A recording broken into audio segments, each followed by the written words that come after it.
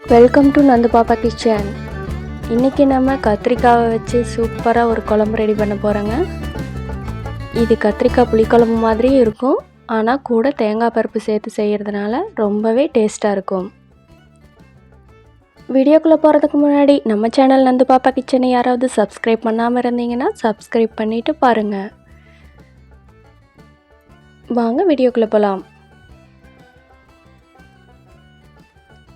நான் இதுக்கு 2 ஸ்பூன் கொத்தமல்லி, 1 ஸ்பூன் ஜீரகம், அரை ஸ்பூன் மிளகு, 3 மிளகாங்க, காஞ்ச மிளகாய், கருவேப்பிலை ஒரு கொத்து இதெல்லாம் எடுத்திருக்கேன்.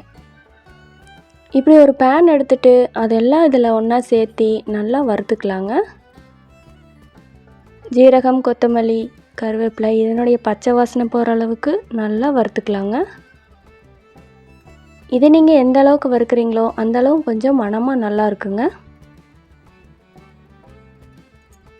இது நல்லா கலர் சேஞ்ச் ஆகிற மாதிரி வறுபட்டதுக்கு பிறகு ஒரு தட்டத்தில் கொட்டி நல்லா ஆற வச்சு ஒரு மிக்ஸி ஜாரில் சேர்த்துட்டு நல்லா பொடி பண்ணி எடுத்துகிட்டு வந்துடலாங்க. இந்த அளவு பொடி பண்ணி எடுத்துட்டா போதும். திருப்பியும் அதே பேன் எடுத்துக்கலாங்க. 2 ஸ்பூன் கடலெண்ணெய் சேர்த்துட்டு நான் இங்கே ஒரு கப்பு அளவு சின்ன வெங்காயம் தொளிச்சு வச்சுருக்கேன்.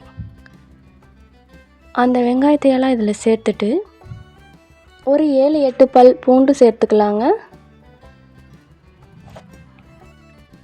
2 கொத்து கருவேப்பிலை எடுத்திருக்கேன், அதை இதில் சேர்த்துக்கலாம்.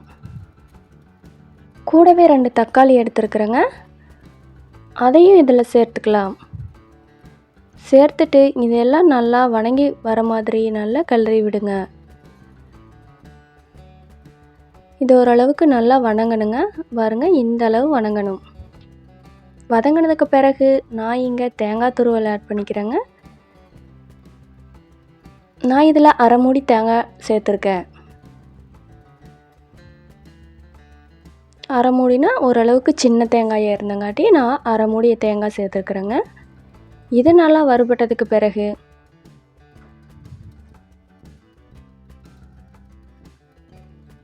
நம்ம முன்னாடியே அரைச்சி வச்சுருந்தோம்ல மல்லித்தூள், அதை இதில் சேர்த்துக்கலாம். அடுப்பு ஆஃப் பண்ணிவிட்டு சேர்த்துட்டு இதையெல்லாம் ஒன்றா கலங்குற மாதிரி நல்லா கிளறி விட்டு இதை ஆற வைக்கலாங்க. ஆற வச்சதுக்கப்புறம் இதையும் ஒரு மிக்ஸி ஜாரில் சேர்த்துட்டு நல்லா அரைச்சிட்டு வந்துடலாம்.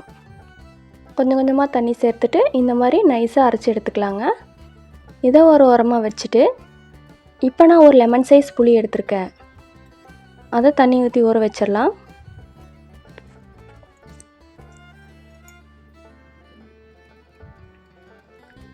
இன்றைக்கி நம்ம குக்கரில் தாங்க குழம்பு செய்ய போகிறோம்.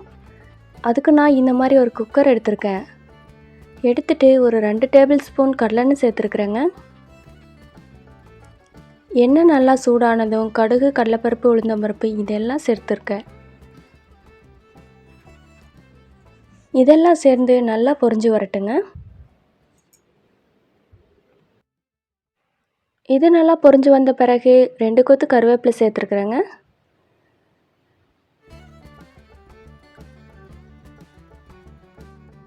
சேர்த்ததுக்கப்புறமா நல்லா கிளறி விடுங்க.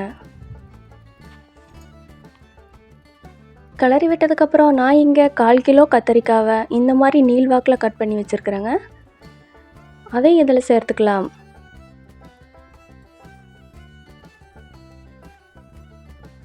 கூடவே நான் ஒரு மூடி தேங்காய் சின்ன சின்ன பீஸாக கட் பண்ணி வச்சுருக்கேன், அதை இதில் சேர்த்துக்கலாம். ரெண்டையும் சேர்த்துட்டு நல்லா கிளறி விடுங்க. இது ஓரளவு இந்த மாதிரி வதங்கினதுக்கு பிறகு ஒரு கைப்பிடி அளவு கல்லுப்பு சேர்த்துட்டு 2 ஸ்பூன் மஞ்சத்தூள் சேர்த்துருக்குறேங்க. சேர்த்துட்டு அதையும் நல்லா கிளறி விடலாம்.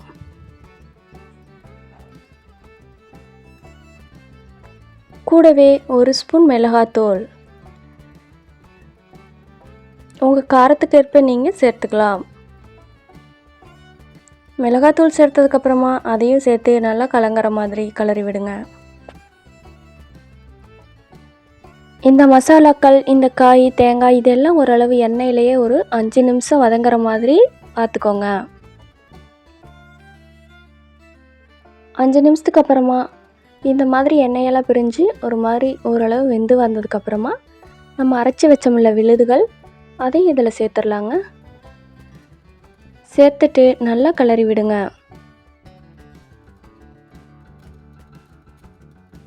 கிளறி விட்டதுக்கப்புறமா நம்ம புளி ஊற வச்சோம்ல அதை கரைச்சி ஒரு வேறு பாத்திரத்தில் மாற்றி வச்சுருக்குறேங்க.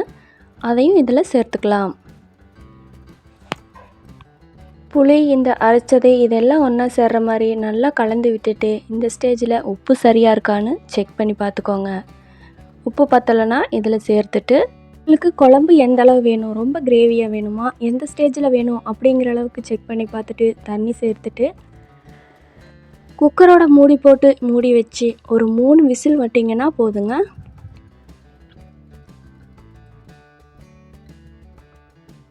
மூணு விசில் வந்ததுக்கப்புறமா ப்ரெஷரெல்லாம் தானாக ரிலீஸ் ஆனதுக்கப்புறம் ஓப்பன் பண்ணி பார்த்தீங்கன்னா நம்ம கத்திரிக்காய் தேங்காய் பருப்பு குழம்பு சூப்பராக ரெடி ஆயிருங்க.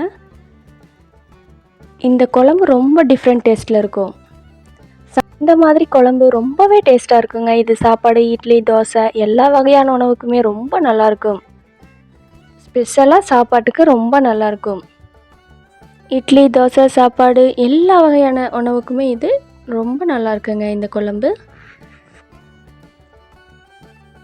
இந்த குழம்போட ஸ்பெஷலே இந்த குழம்போட சேர்த்து தேங்காய் பருப்பு, கத்திரிக்காய் இதெல்லாம் சாப்பிடும்போது ரொம்பவே டேஸ்ட்டாக இருக்கும். இதை மறக்காமல் ட்ரை பண்ணி பார்த்துட்டு எப்படி இருந்துச்சுன்னு சொல்லி கமெண்ட் பண்ணுங்கள். இந்த வீடியோவை ஷேர் பண்ணுங்கள், கமெண்ட் பண்ணுங்கள். நம்ம சேனலை மறக்காமல் சப்ஸ்கிரைப் பண்ணுங்கள். இந்த குழம்பை வேறு பாத்திரத்துக்கு மாற்றினதுக்கப்புறமா அந்த குக்கரில் ஒட்டி இருக்கிற குழம்பு தாங்க இது. இதில் சாப்பாடு போட்டு பேஞ்சு சாப்பிட்டு பார்த்தா ரொம்பவே டேஸ்ட்டாக இருக்கும். இந்த மாதிரி யாரெல்லாம் சாப்பிடுவீங்க அப்படின்னு சொல்லி மறக்காமல் கமெண்ட் பண்ணுங்கள்.